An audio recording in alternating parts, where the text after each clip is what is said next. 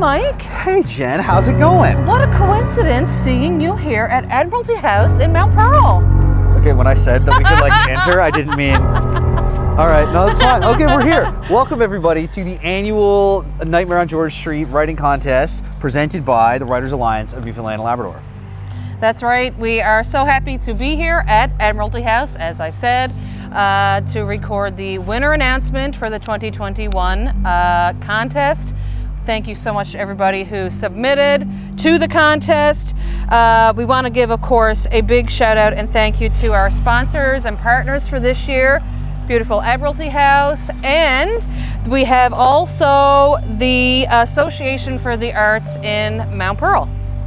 And we're going to be hearing from probably the Admiralty House and definitely the Association for the Arts in Mount Pearl. That's right. Before we're all done here today, so it's kind of cool. That's right. This is really exciting. It's always a fun event. We've been doing this. This is the 4th year we've had the Halloween writing contest, and I've been lucky enough to be part of all of them. So thank you for having me out for all this. And yeah, it's fun. I mean, every year has been challenging and different, and we've kind of been all over the place with these, but yeah. You know, now we're in Mount Pearl. We've been on Water Street. We've been on George Street. Now we are on Old Placentia Road. That's right. That's right. We're just like bringing it across. Maybe we'll just slowly start making our way across the province. I think there should be one in every hub in Newfoundland and Labrador. Maybe future goals. There we go. I will also want to add a big shout out and thanks to our jurors this year because they had the hardest job. There was over 30 submissions. There was hundreds of votes and hundreds of views on all the videos. Thank you everybody for tuning in. And again, thank you to our jury, Tracy Waddleton, Brad Dunn, and Liz Solo. Yeah, I mean, I've been on the jury in the past. I know how hard a job it is. And each year with more and more entries and more people kind of getting used to the contest and what's kind of involved and honing that style of writing, every year it gets harder and harder, and the quality of work goes up, and it's just, yeah, it's a hard job, and I don't envy them for doing it this year, mainly because that's why I didn't do it this year. I said, no, find other people. I don't want to. That's right. Thank you so much, guys. So before we get into our winner announcement and some of the readings again, we want to give a little moment to our partners that we are so blessed to have this year. And first up, we have Christine Henneberry from the Association for the Arts in Mount Pearl. So as mentioned, we are so happy to have partnered with the Association for the Arts in Mount Pearl for our Halloween contest this year. So happy to have Christine Henneberry here with us in this fabulous hat. I'm expecting to have one of my own when we're done. Christine, thank you so much. Can you tell everybody a little bit about yourself and what the association does? Sure. Well, personally, I'm a writer and a storyteller, and I write flash fiction, so this is very exciting for me to be part of this. And our organization, the Association for the Arts in Mount Pearl, we're all about encouraging creativity, and so it's really a delight to be partnering with the Writers Alliance, one of our most creative organizations, and we have a nice little overlap on our collective mandates. Or will we have a collective mandate? We do now. Now that we're working together, it's a collective mandate. That's right. This is just great to be part of this, and I'm excited to help foster more writing in our province.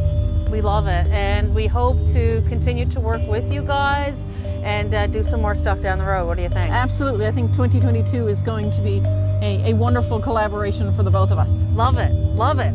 So, without further ado, I would love if Christine would do the honors of naming our third place for the 2021 Nightmare on George Street. Christine, if you would do the honors for our third place. Absolutely. Although before I do this, can I just say how happy I am that everybody submitted something, and that's the real victory, to write something and to submit something. That's 2 victories. Now we have our third place winner is the it's the Cremation of the WB by Joshua Goudie. Congratulations, Joshua. Congratulations from us. And everyone, enjoy this reading by Joshua for the third place slot.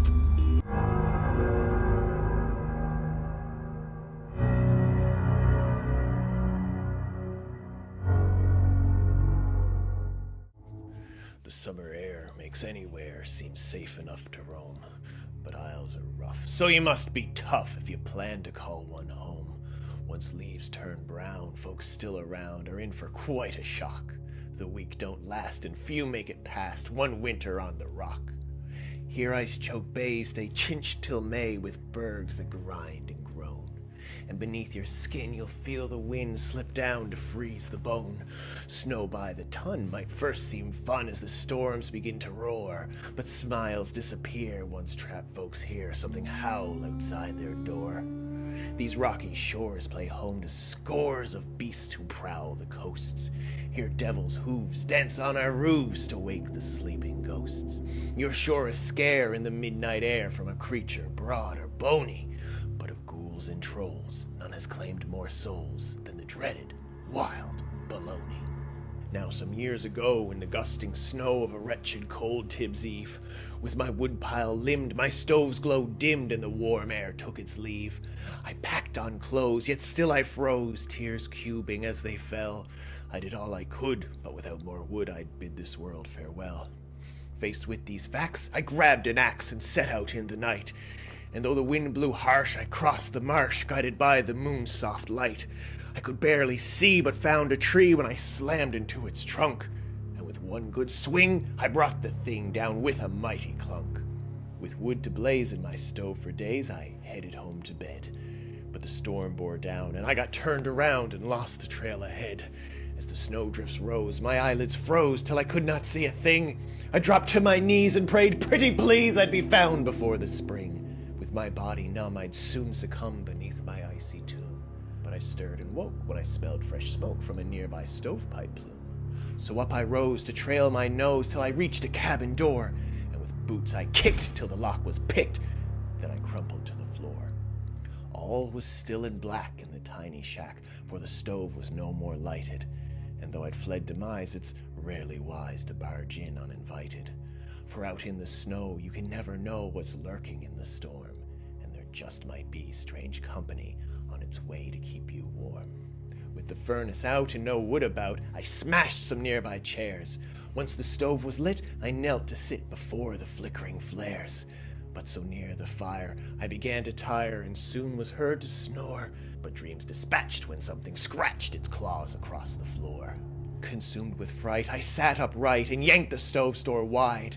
The hot orange glow lit tracks of snow that led in from outside. Faced with this threat, I began to sweat and hopped up to my feet. And there it was, warming its paws in the fire's roaring heat.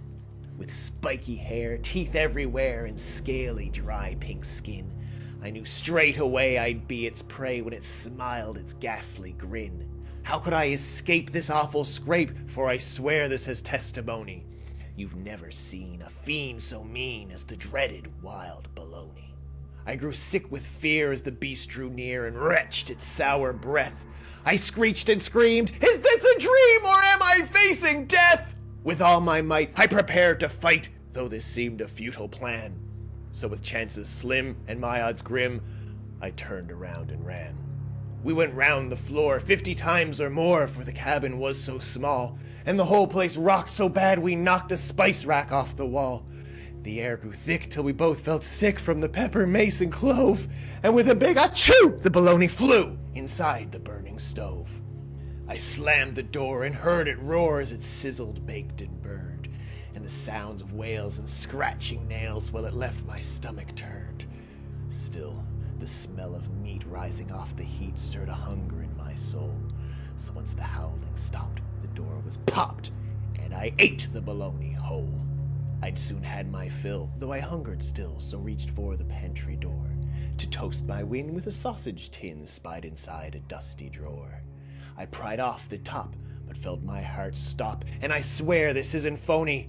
There was just a note on which was wrote, "We'll avenge the wild baloney." The winter air makes anywhere a risky spot to roam.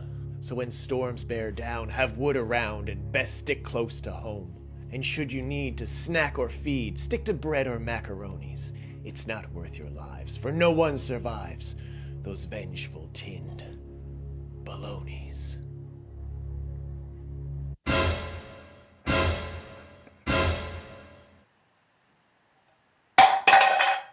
for your story, the cremation of the WB. It's always great to hear from Josh with those really fun recitations, the really dark, spooky stuff that is just is a little different than what I know Josh usually does. So it's kind of fun to hear him get into that.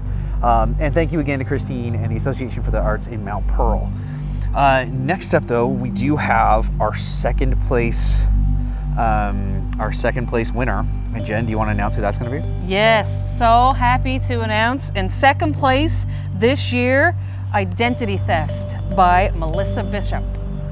And here's Melissa once again reading Identity Theft. Hey everybody, I'm Elsa Sims, the manager of Admiralty House Communications Museum. I am happy to announce the second place winner is Melissa Bishop with Identity Thief. Thanks.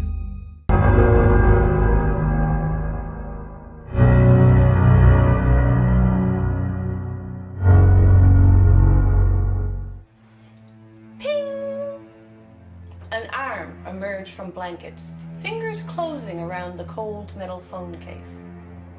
She threw the covers aside lazily and sat back against the pillows, stifling a yawn. The fluorescent glow illuminated her tired green eyes. An email notification. Dear valued client, this email is to inform you that your account has been hacked and an identity theft may have occurred. We advise that you change all essential passwords for any accounts related to this email address, as this could lead to further theft of your personal information. Our team is working diligently to ensure such security breaches no longer occur. For any further information or questions, please check our website at, with a groan, Jennifer Georgia McGrath tossed the cell phone to the foot of the bed. Spam. She retreated under the warm haze of heavy sheets for that blissful snooze before the alarm clock sounded. She forgot all about that silly piece of junk mail. Until about noon. Ping! She looked up from her filmy cup of ramen to the phone propped up on her desk. A notification from one of her social accounts. She tapped the screen. A comment on her post from this morning. Haha, I feel ya, Terry Berry 87, an old college buddy said. She scanned the post that he commented on and found a perplexing thing. A picture of her coffee mug with a sleep emoji beside it. Mondays, said the caption. An unexpected chill trickled through her as she strained for a memory that was not there. She hadn't made that post. She swiped down to the comments section just in time to see her own name reply to Terry Berry 87. I know, it's been that kind of day. Her eyes went wide. This is not my post. I've been hacked. Who is this? She typed furiously, smacking the send button before sliding her finger across to report her account. The memory of the morning email whispered in her ear. She checked her spam box. It had been cleared. With a sudden dread, she brought up her online banking. Panic lined her features as she scrolled through purchase after purchase, all made this morning, all from shops she loved. But she had not been shopping. Jennifer McGrath, however, would not just sit there and stare. She called up the bank immediately to report the theft. A bright voice beamed across the line. We're sorry to hear, Miss McGrath. We will freeze your account immediately, but first I'll need you to answer a few security questions. The bank teller asked what her first pet's name was. She drew a blank, blaming the stress on her momentary memory lapse. The bank teller asked her mother's maiden name. She stared forward, scouring her mind for that small fragment of information. She could not find it. The bank teller, their tone turning skeptical, asked Jennifer when her birthday was. Nothing. I'm sorry, Ms. McGrath. If you cannot answer the security questions, we cannot help you. She hung up the phone, her heart battering against her chest as the room whirled around her. What was wrong with her? She gathered her bag together, tossing her phone inside, abandoning her workstation and half-eaten noodle bowl. She wasn't feeling well. She had to go home. With her boss out at a meeting, she'd have to send an email later explaining her absence. There was no one here left to tell. She left an empty office, having been the only person working through lunch. Jennifer's mind, weighted with worry, felt foggy as she fumbled her way home. It was by mere luck that she found her apartment building 15 minutes away. She sighed with relief as she ascended the stairs. It took her longer than expected to find her door. They all suddenly looked the same. When she finally recognized her apartment, she rushed forward as if the door might disappear. She shoved the key in roughly, turned the knob, and burst it inside with one fluid motion.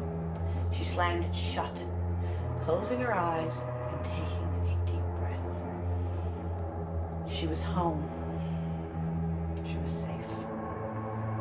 Ping! She looked down at her bag, bending to fish out her phone from its folds. The bright screen illuminated her horrified expression. There was a comment on her recently uploaded photo. She stared at her own face, smiling brightly back at her, her green eyes alight.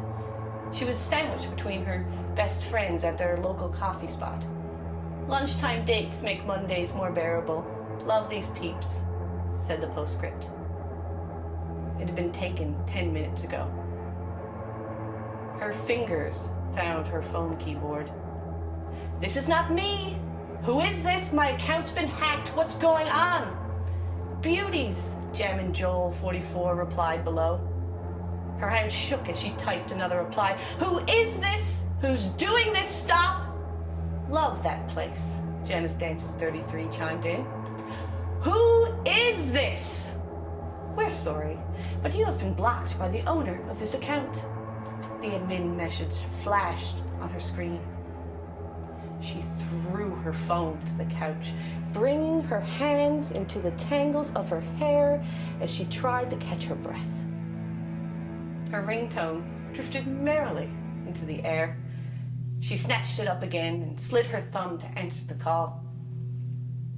"Who is this?" she asked warily. "Who is this?" her voice echoed back. "Who is this?" she screamed. "Who is this?" was the only reply. She smashed her phone hard against the dark wooden floors, and in that act caught a glimpse of herself in the mirror on the wall. She turned to stare. Freezing before her reflection, her terrified expression slowly seeped from her features until falling vacant, vapid, empty of everything. Who am I? And congratulations to Melissa with your story, Identity Theft. I love that one. They're all so great every year. How did the jury? I mean, so hard. So I don't difficult. know. And of course, also beyond the jury, who selected these from our incredible list of submissions that everybody put in, it's you guys voting, is what actually has declared these 3 winners from our short list. So it's just incredible. Thank you guys all so much for your support, for checking out these videos, and for voting. Yeah, so many votes came in, hundreds of votes, and all the views on the videos were so great to see. Also, again, before we move into the last part, again, wanted to thank our sponsors, Admiralty House and the Association for the Arts in Mount Pearl. Just wanted to say that with the support of Christine Hannaberry and the Association for Arts in Mount Pearl, this year, our 3rd place winner will receive $150, our 2nd place will receive $250, but our 1st place winner is going to get $350. Which is nice. It's not bad. It's pretty good. I'd like $350. Yeah, and it's just, always so great to, I know every year, like, the prizes kind of keep changing and morphing and becoming something, but, getting up to cash money in your pocket it's fun. It's pretty And so good. thank you to our sponsors for that. And again, thank you guys for voting for who is getting said money. That's right. So, who did everyone vote for? Who got the most votes? I think in first place for the 2021 Nightmare on George Street writing competition presented by Lionel. The big prize money of $350 is going to Emily Brent for Harvest. Congratulations, Emily. And I think that's the one we shot just like right, you can kind of see it. We shot the video for it, like right there. So congratulations, Emily. And you can check out that video shot right there, right now. This is me trying to.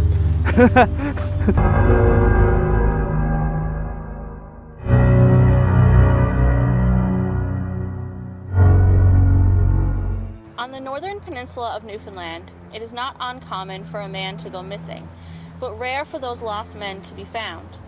Rural communities, without so much as a post office to call their own, are sparsely populated with hunters and woodsfolk, born and bred.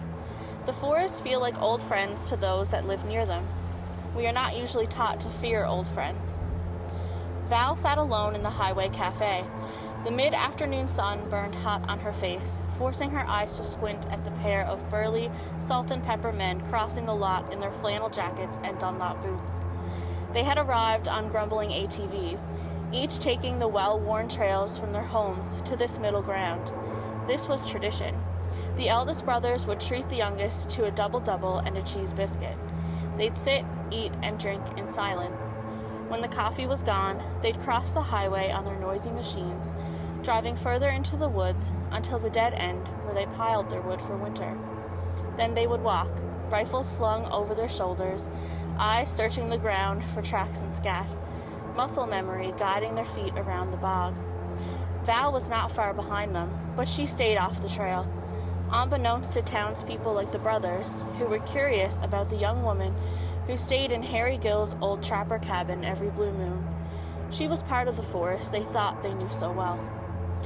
Val was born to these woods soon after the Nordic settlers fled, long before Lansa Meadows was a tourist site.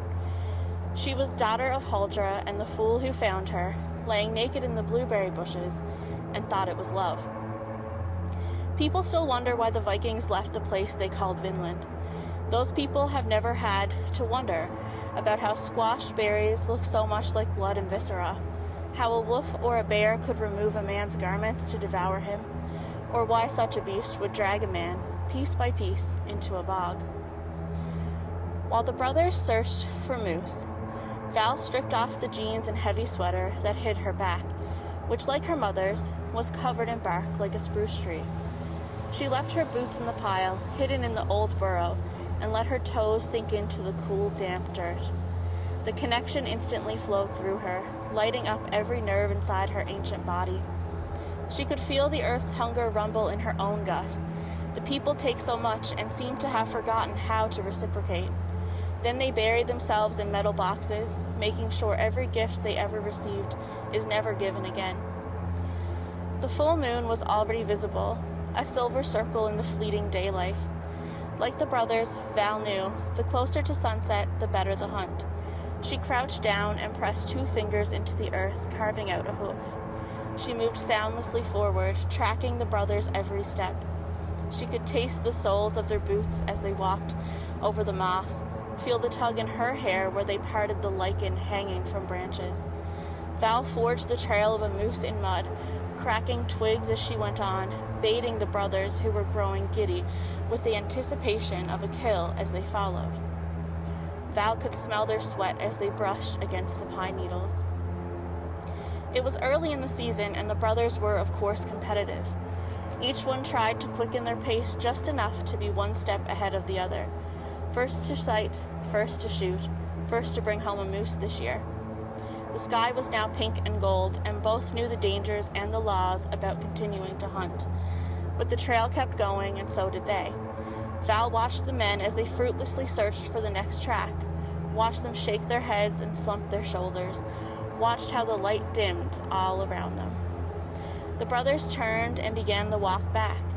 As they neared the edges of the bog, Val shook an alder brush, and the brothers halted. Still feverish from the chase, they squinted into the brush, struggling to see into the shadowy woods. Val shook the alder again, and the eldest brother gave in. He nodded and signaled for the younger brother to stay put while he ducked gently into the thick trees. The younger brother, resentful of his assigned position and thinking he knew better, walked on, anticipating the moose would move from marshy to solid ground at any moment. Val pulled a spruce branch and let it spring back, drawing the eldest brother further from his kin, whose heartbeat she could hear now near the old burrow where she had started her moose tracks. She planted her feet steady and waited. The eldest brother unknowingly placed his hand on her back to steady himself as he crept along, and with his next step, Val turned. He didn't scream. They never did, because Val, like the woods, was beautiful and familiar. Still, he was shocked, eyes wide and heart pounding. His mouth hung open, close enough that even his held breath was warm on Val's skin. Before he could exhale, Val's hand full of miry sludge was over his mouth, tasting of rot and suffocating him. He could not scream when she pulled back his collar and took a bite, when the blood spewed out, when she pulled him into the bog, when he felt the cold grasp on his ankle pull him under. Val felt the earth's hunger begin to fade inside her as she walked to the little pond to bathe. She laid on her back and floated in the harvest moon's light, listening to the younger brother's calls grow desperate. Val got her clothes from the old burrow and headed back to her trapper cabin, where she had bottled Harry Gill for supper with some potatoes from her garden.